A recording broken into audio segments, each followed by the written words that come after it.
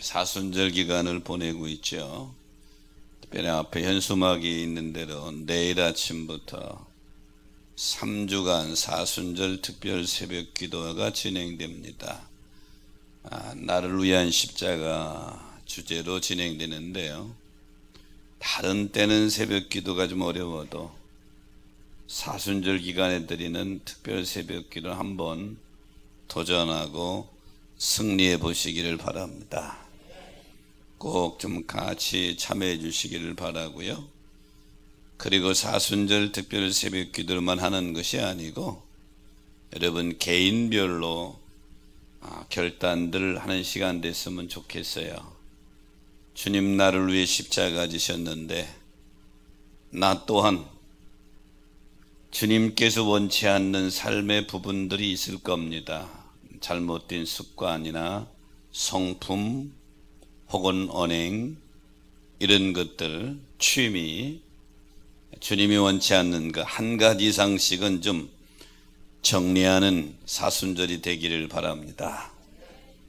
그렇게 하실 분 하면 꼭 그렇게 하셔서 기도로만 끝나는 것이 아니고 실제적으로 내 생활 속에서 주님의 사순절을 기억하며 결단하는 그런 시간이 됐으면 좋겠어요. 중국 북경에 여행하다 보면 빠뜨리지 않고 가는 관광지가 있는데 만리장성입니다. 많은 분들이 가보셨을 거예요. 저 만리장성의 높이가 9m고요. 넓이가 5m, 길이는 3,000km나 됩니다. 어마어마한 철의 웅벽벽성이지요. 그런데 중국 역사를 보면 저 엄청난 만리장성이 보호하고 있는데도 3번이나 이민족의 침입을 받았습니다. 3번 침입은 저 만리장성이 무너진 게 아니에요. 적군이 기어오르면서 만리장성을 넘어온 것도 아닙니다. 그럼 이민족이 어떻게 저 만리장성이 있는데 중국을 침략할 수 있었을까? 간단했습니다. 성문지기에게 뇌물을 줬어요. 뇌물을 듬뿍 줘가지고 문주기가 문을 열어준 겁니다. 튼튼한 만리장성이 무너진 게 아니고 문지기들의 가치관이 무너진 것이죠. 돈 조금 번다고 나라가 망하는 것 좀 아무것도 안 치게 생각한 거예요. 이처럼 가치관이라고 하는 것은 상당히 중요합니다. 아무리 튼튼한 만리장성이 있어도 지키는 보추병들이 가치관이 무너지니까 만리장성은 무용지물이 되어버린 것이죠. 신앙의 가치관 이거 붕괴돼 버리면 우리의 삶이 무너지는 것은 아무것도 아닙니다. 오늘 본문의 말씀은 이스라엘의 3번째 왕인 솔로몬 왕이 무너지는 모습입니다. 열왕기상을 보면 1장부터 11장까지는 통일왕국의 모습이고 12장부터 마지막까지는 분열왕국의 모습으로 나누어져 있는데요. 특별히 1장부터 10장까지는 이스라엘의 번영과 번창의 모습을 다루고 있고 11장에서는 위대한 이스라엘이 무너지는 모습을 기술하고 있는데 어떻게 통일왕국 행복했던 위대했던 이스라엘이 이렇게 무너지느냐? 그 중심에는 지혜의 왕이라고 하는 솔로몬이 있습니다. 11장을 좀 더 나눠본다면 1절부터 8절까지는 솔로몬의 타락하는 모습이고 9절부터 13절까지는 분열왕국에 대한 예고입니다. 이 나라가 분열될 것이다. 오늘 본문은 특히 지혜의 왕 솔로몬이 철저히 무너지는 모습인데요. 우리 속담에 그런 속담이 있죠. 공든탑이 무너진다. 그렇게 공들여 쌓은 탑이 한순간에 무너진단 말이에요. 솔로몬 처음에 왕이 됐을 때 신앙이 얼마나 아름다웠습니까? 일천번제를 드리며 하나님께 꼭 붙들려서 쓰임받기를 원하면서 나아갔던 솔로몬 왕. 그런데 솔로몬이 40년 왕 노릇하고 죽기 직전에 기록한 것이 전도서인데요, 전도서는 솔로몬이 자기 인생을 되돌아오면서 해고록이라고 보면 됩니다.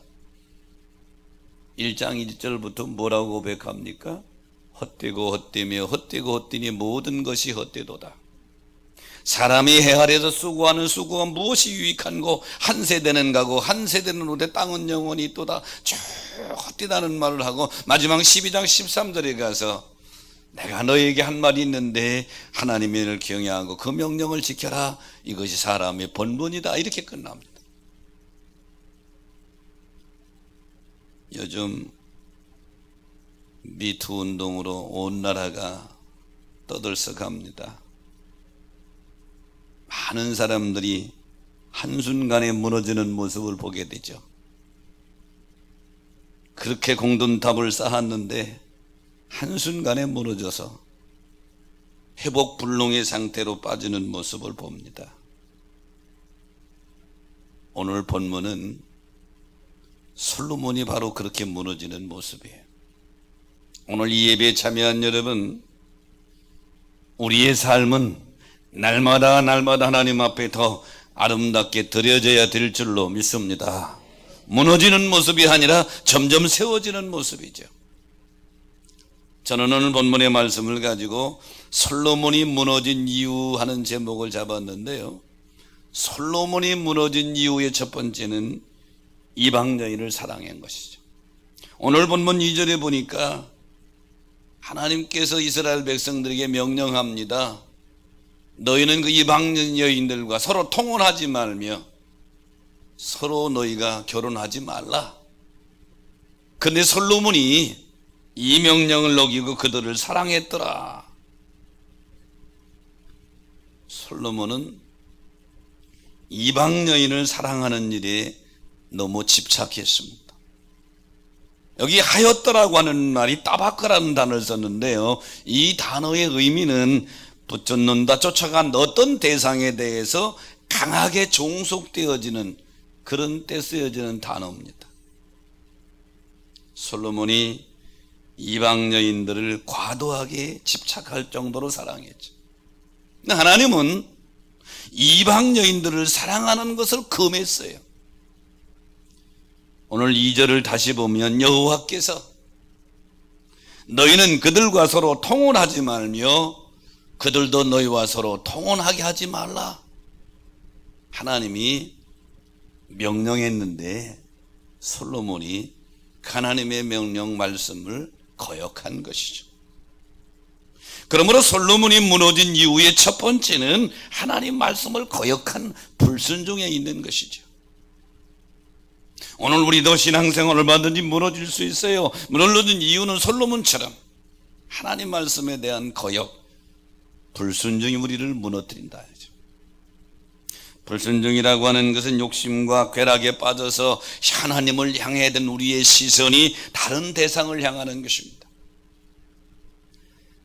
불순종하는 사람은 마음이 비어있는 것이 아니라 그 마음에 다른 무언가로 채워져 있는 것이죠.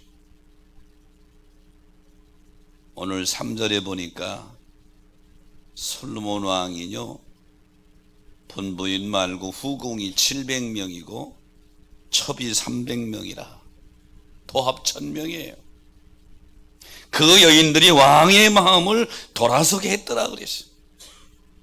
솔로몬이 20살에 왕이 됐을 때 두렵고 떨리는 마음으로 1000번제를 드렸어요. 하나님이 솔로몬아, 내가 너에게 뭐 해주기를 원하느냐 그랬더니 열왕기사 3장 9절에 보니까 듣는 마음을 종에게 주시옵소서. 듣는 마음을 달라고 그랬어요. 하나님의 말씀을 들을 수 있는 마음, 지혜를 주시옵소서. 솔로몬이 하나님의 말씀을 들을 때에는 위대한 왕 성군의 자리에 점점 세워져 갔는데, 가다가 하나님 말씀 듣는 거 스톱하고 이방 여인의 말을 듣는 대로 빠지게 되니까 결국은 솔로몬이 무너져 가게 되는 것이죠. 에베소 5장 6절에 보면 하나님의 진노가 누구에게 임하느냐? 불순종 아들들에게 임한다 그랬습니다. 그러므로 사랑하는 성도 여러분, 솔로몬이 무너져가는 이유를 보면서 우리 거울로 삼아서 하나님 말씀에 철저히 아멘 순종해 나감으로 무너지는 것이 아니라 더 아름다운 신앙으로 세워지시기를 축복합니다. 삼손이 무너진 이유도 간단해요. 사사기 13장 2절로 4절에 보면 삼손은 나신으로 태어났습니다. 근데 16장 17절에 보면 삼손이 이방 여인 들릴라의 말을 들어서 나실인인 자기의 신분을 망각하고 타락하게 되죠. 결국 이 삼손은 하나님의 말씀을 듣지 않고 들릴라의 말을 들음으로 불순종함으로 사사인 신분에서 철저하게 무너지게 됩니다. 열왕기상 11장 9절에 보면 솔로몬에 대해서 결론을 이렇게 말합니다. 솔로몬이 마음을 돌려 이스라엘 하나님 여호와를 떠났으므로 여호와께서 그에게 진노하시니라 그랬어요. 사랑하는 성도 여러분, 하나님의 진노를 준비해가는 자가 아니라 하나님의 축복을 준비해가는 자가 되기를 축원합니다. 그리스도인이라고 하는 건 뭐냐? 성도라고 하는 그 순간, 내가 예수 믿는 그 순간에 우리는 순종이라고 하는 학교에 입학한 거나 똑같아요. 그리스도인이 되면 하나님의 명령에 대한 순종은 선택사항이 아니라 의무사항이에요. 반드시 지켜야 된 의무사항이라 이 말이죠. 순종은 그건 뭐냐? 선교기간 중에 위클리프 성경 번역회라는 선교기관이 있어요. 남미나 저 아프리카의 부족들에게 말은 있으나 글자가 없는 그들에게 글자를 만들어주고 그 글자로 성경을 번역하면서 선교하는 선교기관인데요. 한 선교사가 미 부족에게 글자를 만들어주고 성경을 번역하는데 순종이라고 하는 번역을 어떻게 해야 될 고민이 생겼어요. 적당한 말이 떠오르질 않아. 어느 날 어떤 아버지가 아들에게 심부름 시킵니다. 그 모습을 보니까 아버지가 너도 그 일을 꼭 해야 된다. 몇 번 반복하는 거예요. 꼭 해라. 내 마음 다해서 꼭 해라. 예, 알았어요 하고 아들이 심부름 가는데 가는 아들의 뒤를 보면서 내 마음을 나누지 말고 하라. 이때 선교사가 이렇게 하면 되겠다. 순종을 어떻게 번역했느냐면 마음을 나누지 않고 모든 마음으로 따라가는 것. 사랑하는 성도 여러분, 하나님을 향하는 마음을 나누지 않고 온전한 마음으로 하나님의 뜻을 따라 순종길 걸어가는 여러분 되기를 축원합니다. 솔로몬이 무너진 이유의 두 번째는 여호와를 온전히 따르지 않았다. 오늘 본문 6절에 보니까 솔로몬이 그의 아버지 다윗이 여호와를 온전히 따른 같이 따르지 않았다. 6절에 그렇게 말씀하고 있는데요. 여기 온전이라고 하는 말은 밀레라고 하는 단어는 충만하다 이런 뜻이에요. 따르지라고 하는 아라는 단어와 결합하면 어떤 뜻이냐면 결함이 전혀 없이 온전하게 따르다 이런 의미입니다. 즉 모든 일에 빈틈없이 하나님 여호와를 따르는 상태를 가리키는데 솔로몬이 아버지 다윗 왕은 온전히 하나님을 따랐다. 그런데 그 아들 솔로몬은 아버지 다윗이 걸어간 길을 따라가지 않았다. 솔로몬은 여호와를 부인한 것이 아닙니다.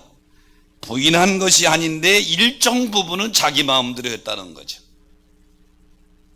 즉 100% 순종이 아닌 어느 정도의 순종을 의미하는 거예요. 인간적인 시간, 사람의 시각으로 보면 그래도 잘했지 100%는 아니더라도 어느 정도 순종했잖아. 근데 하나님이 원하시는 것은 그게 아니에요. 온전한 순종이죠. 솔로몬은 두 마음을 품었습니다. 마음이 나누어졌습니다. 타협하는 신앙이죠. 이 4절에 보니까 솔로몬이 나이가 많았을 때에 그 여인들이 그 마음을 돌려서 다른 신들을 따르게 했더라. 타협하면서 일정 부분 이방 여인들이 가지고 온 우상들을 그냥 묵인해 줬어요. 묵인한 정도로 끝난 것이 아니라 나이가 점점 먹으니까 그 여인들이 솔로몬의 마음을 뺏어가서 그 우상을 섬기게 했다. 신앙은 연주도 중요하지만 끝까지 타협하지 않는 신앙이 돼야 될 줄로 믿습니다. 불의와 타협하지 않고 우상과 타협하지 않고, 그래서 계시록 3장 15절에 보면 차든지 덥든지 하기를 원하노라. 이스라엘 백성들이 출애굽하는 과정을 보면 모세는 하나님이 이 백성들이 광야에 가서 제사를 지내라고 그런다. 그래 가야 되겠다. 바로는 안 된다. 바로가 모세에게 계속 타협을 요구합니다. 광야로 가지 말고 이 애굽 땅에서 해라. 출애굽 8장 25절에 보면 이 땅, 애굽 땅에서 제사 드려라. 그래도 안 된다 그러니까는 너무 멀리 가지 마라. 8장 28절에 보니까 그래 광야로 가는데 멀리 가지 마라. 또 요구합니다.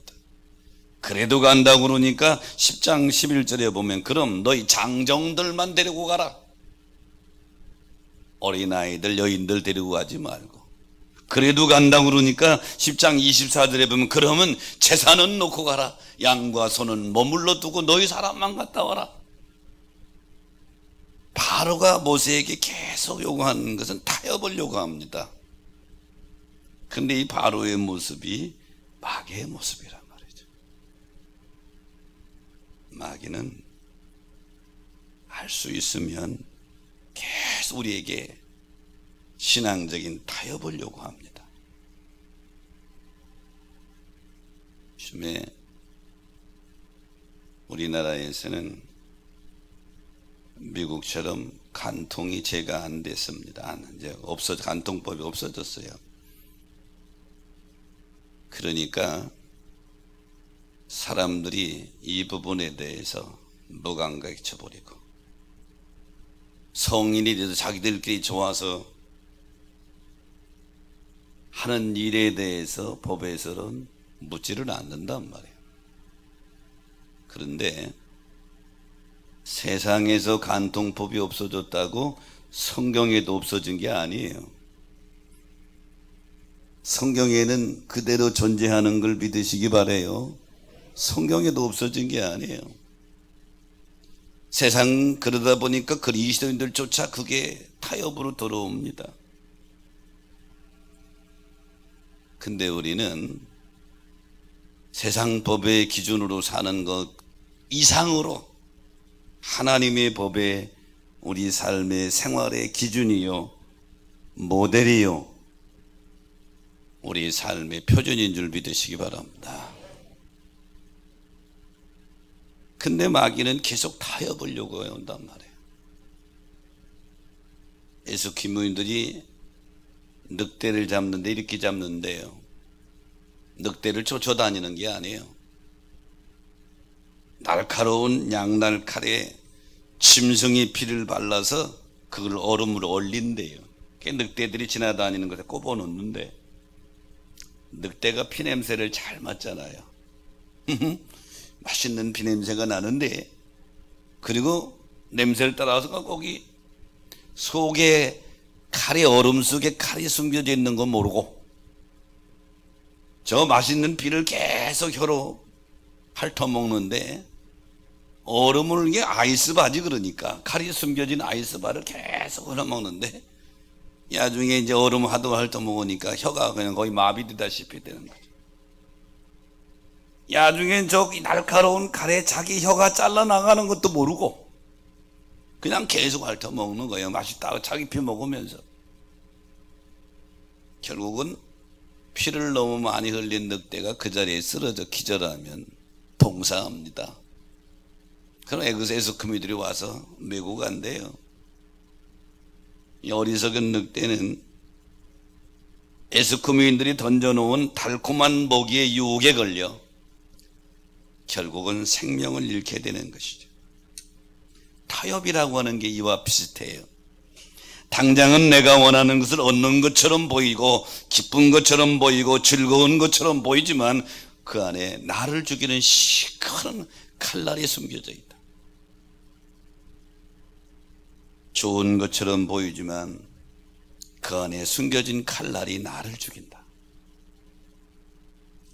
솔로몬이 무너진 이유는 바로 이 타협입니다. 자기 아버지 다윗처럼 온전히 하나님이 원하는 길을 가야 되는데 적당히 간 거지요. 그래서 오늘 본문 6절에 보면 여호와를 온전히 따름같이 따르지 않았다. 오늘 이 예배에 참여한 여러분, 솔로몬을 무너뜨리는 마귀의 타협의 요구는 오늘 우리에게 계속 요구해 오고 있습니다. 이 타협의 유혹에 대하여 과감히 노할 수 있는 여러분 되시기를 축원합니다. 솔로몬이 무너진 이후의 세 번째는 다른 신을 따랐습니다. 오늘 본문 10절에 보니까 다른 신을 따르지 말하셨으나 그가 여호와의 명령을 지키지 않았더라. 한마디로 말하면 우상숭배했다는 얘기죠.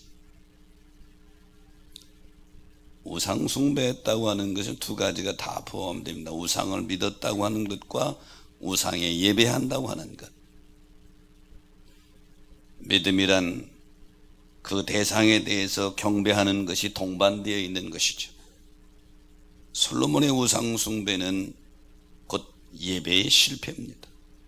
표면적으로는 우상숭배지만 내면에는 다른 대상을 향한 찬양과 경배가 포함된 거예요. 솔로몬이 처음 시작은 어땠습니까? 일천번제로 하나님 앞에 온전히 하나님이 기뻐할 정도로 내가 원하는 것이 무엇이냐고 할 정도로 예배에 성공했던 자입니다.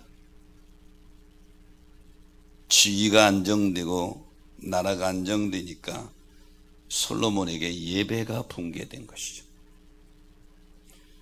결국 다시 원점으로 돌아가서 에레미야 1장 16절에 보니까 무리가 나를 버리고 다른 신들에게 분향하며 자기 손으로 만든 것에 절하였은 내가 나의 심판을 그들에게 선고하리라.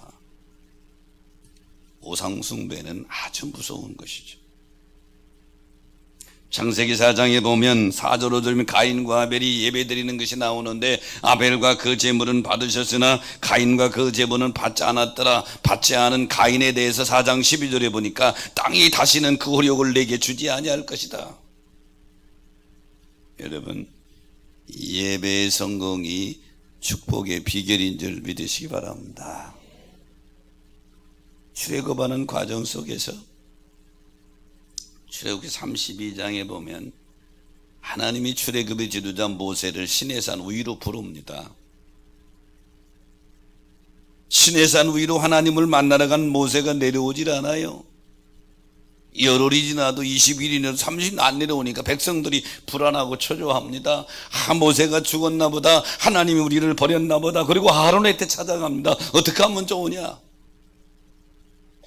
아론이 그들에게 너희가 금을 가져라. 금고리, 김목걸이 다 가지고 그걸 가지고 구워서 금송아지를 만듭니다. 그리고 출애굽 32장 4절에 보니까 송아지를 만들어 놓고 이스라엘아 이는 너희를 애굽 땅에서 인도해낸 너희 신이라. 지금 아론이 정신 나갔어요. 그리고 5절에 보면 그 앞에 제단을 쌓고 아론이 공포하여 이르되 내일은 여호와의 절기다. 아론이 지금 제정신이 아니죠. 순식간에 아론과 이스라엘 백성들은 하나님이 있어야 될 자리에 금송아지를 갖다 놓은 거예요. 이게 우상숭배입니다. 그리고 하나님께 예배하듯이 금송아지에게 번제를 드리며 기뻐 뛰며 즐거워하고 있다. 솔로몬이 이방 여인과 통혼하고 나서 처음에는 우상을 안 받아들였겠죠. 나이가 점점 먹으니까 그려 그러면서 이방 여인의 말을 듣고 그들이 가져온 신전을 안 본 신전, 그래서 예루살렘 여기저기에 막 우상의 신전이 세워지는 거예요. 하나님이 있어야 될 자리에 우상들을 전부 갖다 놓는 것이죠. 결국 뭐예요? 솔로몬이 무너진 세 번째 이유는 오늘 우리로 말하면 예배의 실패입니다. 오늘 이 예배에 나온 여러분, 예배에 성공하시기를 축원합니다. 예전에는 기술이 발전되지 않았을 때는 집을 지을 때 기초로 큰 돌을 갖다 놓고 그 위에다 기둥을 세워 집을 졌어요. 근데 요즘에는 큰 돌이 없어도 돼요. 시멘트나 철근이나 해치빔 같은 것들이 그 자리를 대신해서 아주 엄청나게 높은 빌딩을 세워나가기도 합니다. 기술이 발전하면서 삶의 많은 영역에 변화의 바람이 일어나게 된 것이죠. 그래서 가수가 연기도 하고 의사가 노래도 하고 막 여기저기 변화의 바람이 일어나요. 그런데 도저히 다른 사람이 할 수 없는 부분을 하는 것, 이런 인재를 대체 불가능성 인재라고 그럽니다. 누구로 대체할 수 없어요. 무언가로 대체할 수 없는 대체 불가능성 인재가 될 때 그 사람 몸값이 올라가게 되는 거죠.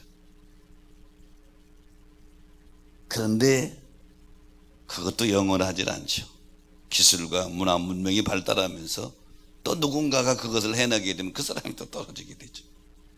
하지만 어떤 경우에도 무엇으로도 대신할 수 없는 일이 있는데 그것이 예배인 줄로 믿습니다. 하나님을 경배하는 건 다른 무엇으로 대신할 수 없습니다. 기술, 문화, 문명의 발달로 인해서 앞으로 많은 직업이 없어진대요. 지난번 어떤 글을 보니까 그랬더라고. 택시기사도 없어진다. 왜 그러냐니까 전부 자동차가 이제 자동 운전이 돼가지고 부르면 된대. 부르면 운전수 없이 문 앞에 딱 와 있대. 딱 타고 목적지 입력하면 딱 갖다 준대. 내리면 다시 회사로 돌아간대. 자가용도 없어지는 시대, 택시기사도 없어지는 시대, 은행원도 필요가 없대. 은행이 필요 없는 시대, 전부 인터넷으로 돼가지고. 그런데 목사는 안 없어진대. 왜 그랬더니 여기 노부투가 와서 예배를 집례할 수는 없잖아. 노부투가 예배 설교할 수는 없잖아. 그거를 보면서 그렇구나. 근데 또 몰라. 언젠가 또 10년, 30년, 100년쯤 되면 여기서 노부투가 가서 사랑하는 여러분 할지도 모른단 말이에요. 여러분, 무엇으로도 대신할 수 없는 것을 대체 불가능성이라고 그럽니다. 하나님께 예배하는 것, 무엇으로 대신할 수 없는 거죠. 창조주 하나님, 그 어떤 것으로 대신할 수 없는, 이거 대신하는 게 그게 우상이란 말이에요. 하나님이 있어야 될 자리에 다른 것을 갖다 놓는 게 이게 우상이란 말이에요. 결국 뭐예요? 우상 숭배는 뭐냐? 예배의 실패죠. 솔로몬이 바로 무너진 이후에 세 번째는 예배의 실패입니다. 오늘 이 예배에 참여한 여러분, 솔로몬이 무너져가는 모습을 거울로 보면서 오늘 이 예배에 참여한 여러분은 무너지는 것이 아니라 점점 세워져 가시기를 축원합니다. 점점 믿음이 세워져 가야지 무너져 가면 안 된단 말이에요.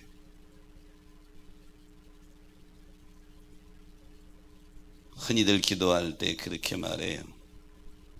특히 자녀들한테 기도할 때 솔로몬처럼 되게 해주시옵소서. 위험한 기도입니다. 솔로몬의 전반부는 아주 승리한 모습인데 후반부는 아주 많이 무너졌다. 오늘 본문은 열왕기상 11장은 솔로몬이 무너져가는 모습이에요. 솔로몬이 무너진 이유는 첫째, 이방 여인을 사랑했다. 사랑하지 말라고 하는 하나님의 말씀에 불순종한 것이죠. 요즘도 무너지는 사람들을 보면 요거 이성 문제에 무너져지요. 두 번째는 여호와를 온전히 따르지 않았다, 타협했다. 세 번째는 다른 신을 따랐다, 예배에 실패지요. 오늘 이 솔로몬이 무너져가는 모습을 마음 깊이 새기고 이것을 타산지석으로 삼아야 할 것입니다.